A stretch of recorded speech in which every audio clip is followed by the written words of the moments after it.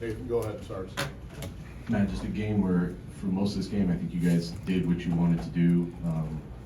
The way Illinois was able to close it out, what did you think defensively, what did or didn't happen there? Yeah, I thought they made some good plays. Obviously, you'd like to have some things back defensively and be able to get a few more stops. But like you said, like we got what we wanted the whole night in terms of the shot selection, and had some shots there in the last 5-6 minutes that were really quality shots that didn't go down for us. You know, we had the ball in the hands of the people that we wanted to, and people that we'll continue to go back to.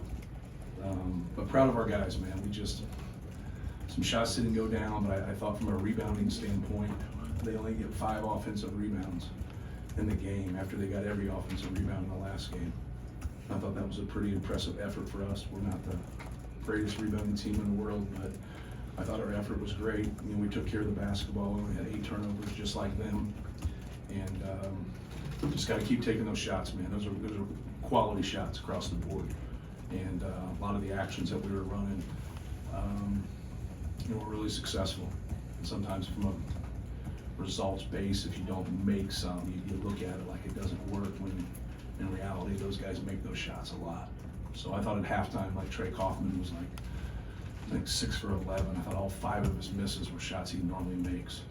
And you know, you're not going to make all of them, but getting him 23 shots, getting Braden 19 shots, you know, and liking the quality shots. Braden's one at the end of the half, I don't think was a good shot. But besides that, I thought those guys did a really good job. We had to be better, a little bit sharper defensively there if we weren't going to convert some of those shots at the end of the game. Mac, lineups with Cam in it at the 4 seemed to really work today. Yes. How big was it for him to get fouled out in the last 2.5 minutes? Yeah. He, you know, he did a lot of good things for us. Sometimes just being out there, if you look at his stat line, you know, it's not gonna, you know, wow you or anything. But like sometimes that's what it is, right? Like you're just better when somebody's out there on the court. This was one of those games where we were better when he was on the court. But no, yeah, you want what's working. I thought when we subbed midway through the first half, I thought our bench came in and did some really good things, and we went on a nice run there, and he was a part of that. Then when we did it in the second half, we weren't quite as good, and so like that's the misleading thing sometimes in coaching, like when you get that group together and now they play well, and that's kind of how I rotate and how I take out people there in the middle. And so we've seen that where it doesn't work for us, and it has worked for us. It's kind of the, you know, both halves were different for us. I thought they played really well in that half, but sometimes like you're with people out there and it really helps you, and sometimes it's the other way, right? But no, Cam's been great. Cam's really worked hard. Matt, when you were prepping for this game and you were scouting KJ and Riley, what kind of jumped out about those guys? There's been a lot of, you know, NBA talk about them, maybe even Right. like Luka comparisons with Jonas, like Tyrese Halliburton talking with Riley. I mean, one thing you Right. thought about that? Right. Yeah, you know, it just depends on what they're going to go to as much. Like if they're going to go to more ball screen stuff with Jonas, you know, his ability to pass. So you don't want to give him angles. We're not in the ability all the time, especially when you play from the top, to be able to get him to as we can. A lot of times with great players, when you try to get them one way or the other, you're creating angles for them. And that's the one thing that you don't. You want to take his space up to the best of your ability and not give him angles. Like he made that tough shot there at the end and he scored over us. Like that's what you want him to do. Doesn't mean he can't make it. It just means it's kind of the lesser of all evils. Will Riley is just a real tough matchup for anybody, just with his size and his skill level and his ability to, you know, to make a three, to make a pull up, to drive, to kind of play with kind of a back down game when he gets somebody smaller on him. But they're both very dangerous players, very talented players. You know, it's hard to adjust into college. It's easier for Jonas just because he, you know, from day one he had the basketball and he played and he can kind of work through things. You know, Riley sometimes earlier on didn't play as much, and now here when it's got the conference season, you just see that kind of talent. You just got to be positive with those guys, and you know you can get them to score. I always tell them we can't rebound your turnover. Those really talented cats, like, you know what I mean. Like, just don't turn the basketball over. Play, have fun. You miss 4 or 5 shots in a row, cool. Make the next one, because they're so good. right? Both of those guys are so good. Just like keep getting shots, keep making the right play, stay positive, keep learning. But they're really good, man. They're really good players. Matt, I don't think it was a high volume of turnovers tonight, but in the first half when Trey came out, it was back-to-back turnovers, and then when he came out in the second half, it was 2 and 3 possessions. Yeah. Is there something to that where it kind of takes away the destination player? Or anything No, like that? it has nothing to do with it. It's a lack of concentration because they didn't force them. You know, we had, it's like tennis, those unforced errors. You go, especially the 2 in the first half.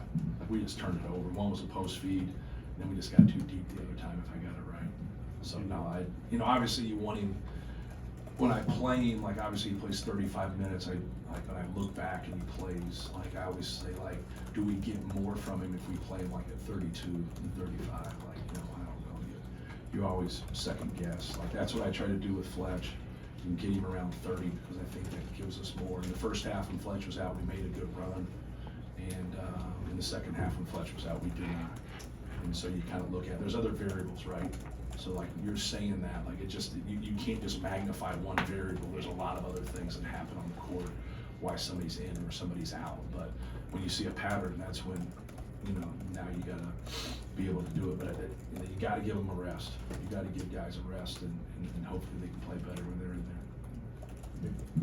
Matt, obviously tonight's Braden's last statement to make for Player of the Year voting. He gets 1 rebound shy of a triple-double. Just his performance tonight, but then also answering that, preseason, what could be a monkey on some guy's back, and he, Right. lived up to it. Yeah, he's a great player. He's very unselfish. He's a winner. I know he doesn't look at it that way.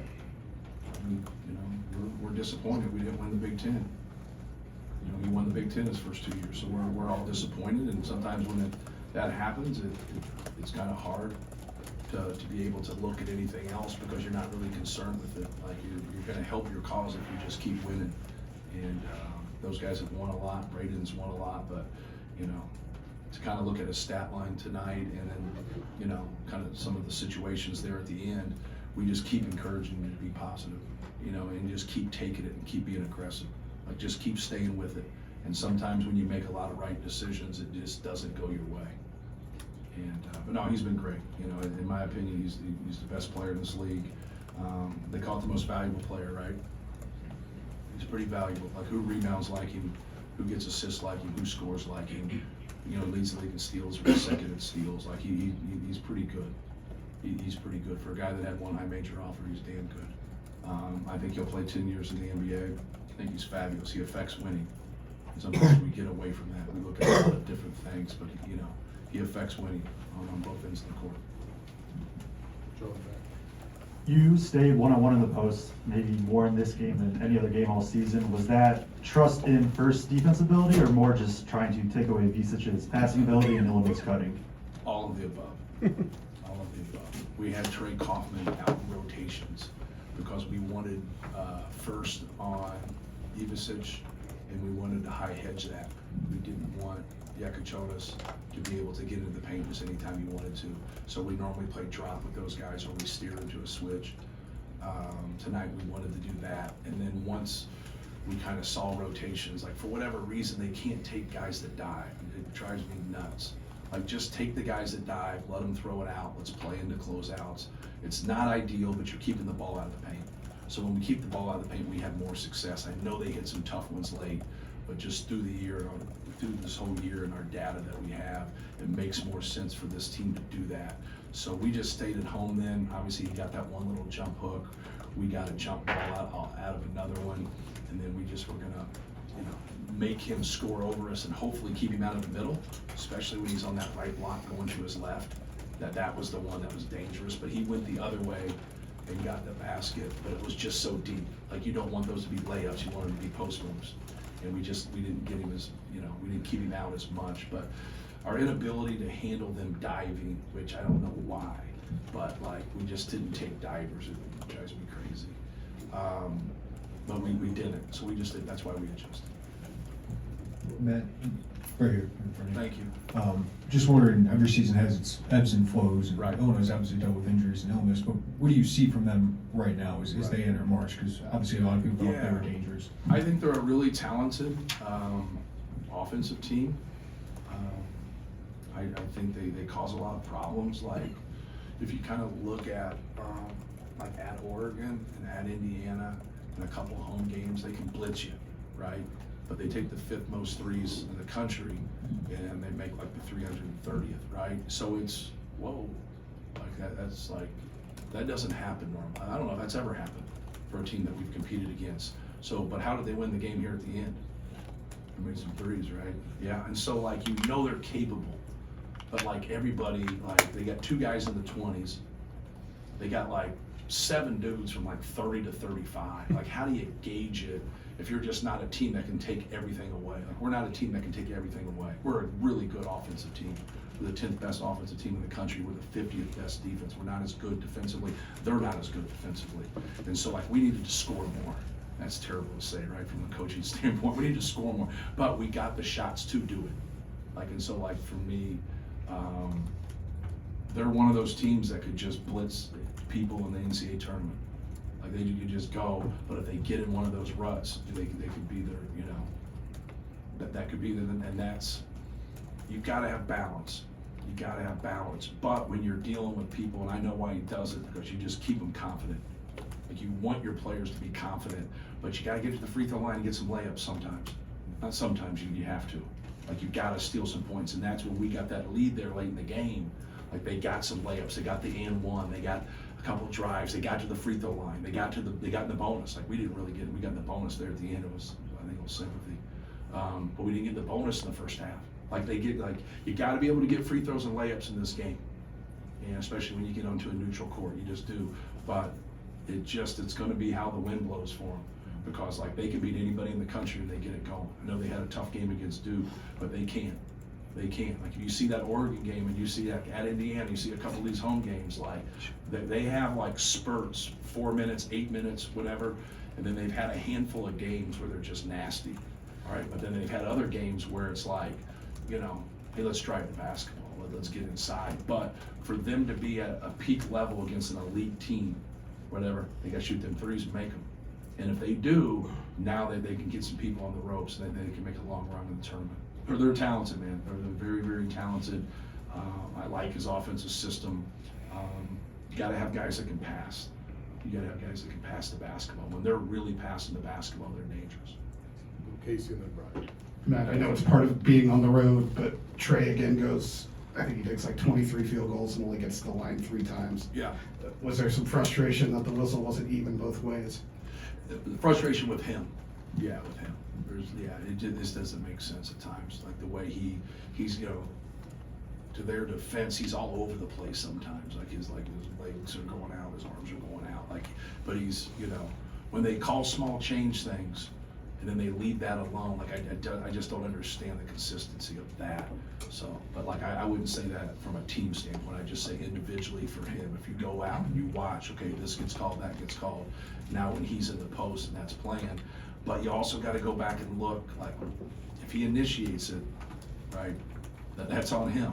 That's on him. So if he's initiating that contact, and so when you're going back into people, so those are tough calls for the officials. But yeah. Right. Go ahead. Yeah, that kind of transitions into my question. A couple of these losses on the road especially, you've not just been playing the other team at the end, you've been playing the bonus. Right. It's kind of racking up on your early and halves. The obvious answer is foul less and draw more, but is there anything you can do to kind of get out in front of that so it doesn't catch up with you at the end? Yeah, like we try not to foul. Like 2 years ago, we were the #1 team in the country in fewest fouls. Like we've been up there 3 years in a row in the Big Ten. We've committed the fewest fouls. This year we have not. We're not terrible in that area.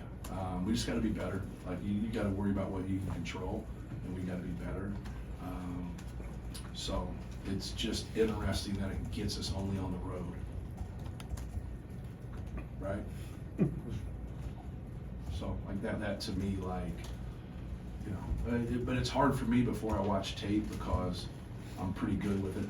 Half the game in front of me, I'm not real good when at the other end. I'm not real good at gauging things. So we go back and watch tape, but they got a tough job. Thank you, guys. Thank you. Thanks, Matt.